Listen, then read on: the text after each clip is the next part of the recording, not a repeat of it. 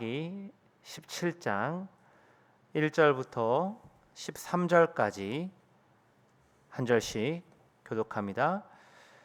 에브라임 산지에 미가라 이름하는 사람이 있더니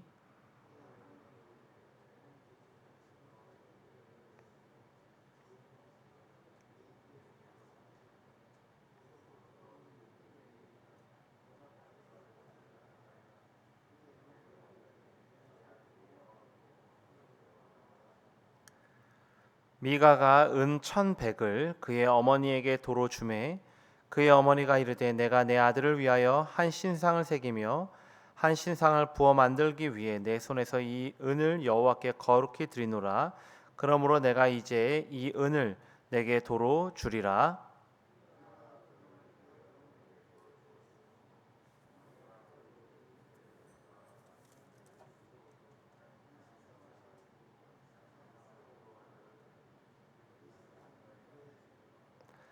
그 사람 미가에게 신당이 있으므로 그가 에봇과 드라빔을 만들고 한 아들을 세워 그의 제사장으로 삼았더라.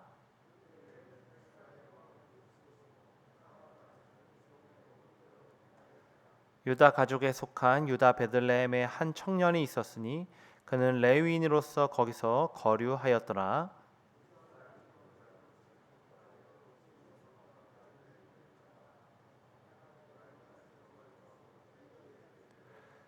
미가가 그에게 묻되 너는 어디서부터 오느냐 하니 그가 이르되 나는 유다 베들레헴의 레위인으로서 거류할 곳을 찾으러 가노라 하는지라.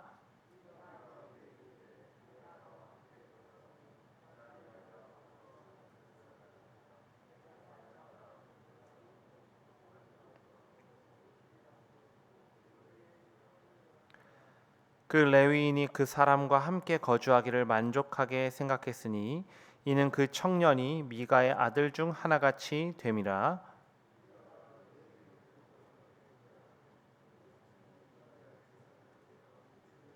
함께 봅니다. 이에 미가가 이르되 레위인이 내 제사장이 되었으니 이제 여호와께서 내게 복 주실 줄을 아노라 하니라. 아멘. 제멋대로의 신앙, 제멋대로의 제사라는 제목으로 말씀을 나누고자 합니다. 어제까지 사사 삼손의 이야기를 끝으로 사사들의 이야기가 일단락이 되었는데요. 오늘부터 시작되는 17장부터 21장까지의 내용에서는 이야기의 중심이 사사에서 이스라엘 백성으로 전환됩니다. 이 부분은 사사기의 결론 부분인데요. 사사들이 점차 타락의 길을 걸었던 것처럼 일반 이스라엘 백성들도 하나님 앞에 얼마나 타락했는지를 잘 드러내주고 있습니다. 주요 인물은 17장 18장에 등장하는 미가, 또 19장에 등장하는 한 레위인, 그리고 20장 21절에 등장하는 베냐민 지파입니다. 이는 한 백성을 대표하는 미가, 또 종교 지도자를 대표하는 레위인, 지파를 대표하는 베냐민을 통해서 사사 시대에 이 이스라엘이 얼마나 타락했는지를 보여줍니다. 이 이야기의 서론에 해당되는 오늘 본문 중에서 특별히 저는 1절부터 6절까지 말씀에 초점을 맞춰 말씀을 전하고자 합니다. 오늘 본문 1절에는 에브라임 산지에 사는 미가라 이름하는 한 인물이 등장하죠. 그런데 1절부터 6절까지는 그냥 읽어도 고개를 갸우뚱하게 되는 내용이죠. 2절에 보면 갑자기 미가가 자신의 어머니에게 이렇게 고백을 합니다. 어머니께서 은 1,100을 잃어버리셨으므로 저주하시고 내 귀에도 말씀하셨더니 보소서 그 은이 내게 있나이다. 내가 그것을 가졌나이다. 미가의 어머니는 집 안에서 은 1,100을 잃어버렸습니다. 이 은 1,100, 이 금액은 앞선 본문이죠. 16장 5절에 보면 들릴라가 삼손을 팔아 넘기고 받은 액수로 소개된 바가 있는데요. 대략 오늘날로 환산하면 30억 정도 된다고 합니다. 30억. 이 엄청나게 큰 액수죠. 이는 10절에 오늘 보면 10절에 보면 미가의 집에 고용된 레위인 연봉이 은 10개인 것을 감안하면 잘 이해가 됩니다. 은 1100. 주목할 만한 점은 미가가 이 엄청난 돈을, 이 어머니의 돈을 아무렇지 않게 훔쳤다는 거죠. 그리고 어머니의 저주를 듣자 겁이 나서 다시 토해낸 겁니다. 그런데 이런 아들을 대하는 어머니의 태도는 더 이상하죠. 아들을 책망하거나 그를 교정하기는커녕 갑자기 복을 빌어줍니다. 3절인데요. 내 아들이 여호와께 복받기를 원하노라. 여기서 두 가지 사실을 알 수 있죠. 미가의 집안은 당시에 엄청나게 부자였다는 사실입니다. 다른 하나는 미가의 어머니는 자신의 아들을 신앙적 기준으로 보나, 십계명이죠. 도둑질하지 말라. 또 도덕적 기준으로 보나, 잠언에 보면 아들을 훈계하라고 하잖아요. 이 모든 기준으로 봐도 결코 바르게 양육하지 않았다는 거죠. 미가의 어머니는 도로 받은 은 1100 중에 200을 가져다가 신상을 만듭니다. 수천만 원 하죠. 그리고 그 신상을 여호와로 섬깁니다. 2계명의 제 2계명을 어기는 전형적인 우상 숭배죠. 이로 인해 미가의 집에는 신당이 세워지고 그곳에 에봇과 드라빔을 만들어 비치합니다. 이게 지금 이방인의 얘기가 아니라 이스라엘 백성 미가의 얘기입니다. 이 한글 성경은 신당이라고 번역했지만 원어를 보면 하나님의 집이라는 뜻입니다. 하나님의 집. 이는 미가가 당시 하나님의 집으로 여겨졌던 성막을 스스로 자기 집에 설치했다는 뜻입니다. 에봇은 기드온 시대 이후로 우상 숭배의 물건으로 전락했고요. 드라빔은 고대 근동에서 점을 치는 대표적인 도구입니다. 흥미로운 사실은 미가가 살고 있는 이 에브라임 산지, 이 에브라임 산지는 당시에 이 성막이 있었던 실로죠. 이 성막이 있었던 실로와 매우 가깝다는 겁니다. 성막 가까이에 살고 있는 미가가 자신의 집에 하나님의 집, 즉 성막을 만들고 그곳에서 제사를 드리고 있는 거죠. 이는 그가 얼마나 제멋대로의 신앙을 살고 있는지 보여주는 본문의 강조점입니다. 더 나아가서 오늘 본문 5절은 이 미가의 제멋대로의 신앙의 극치를 보여주죠. 한 아들을 세워 그의 제사장으로 삼았더라. 본래 제사장은 레위 지파 안에서도 흠이 없는 자여야 하고요. 혈통적으로도 아론의 자손들만이 할 수 있는 직분입니다.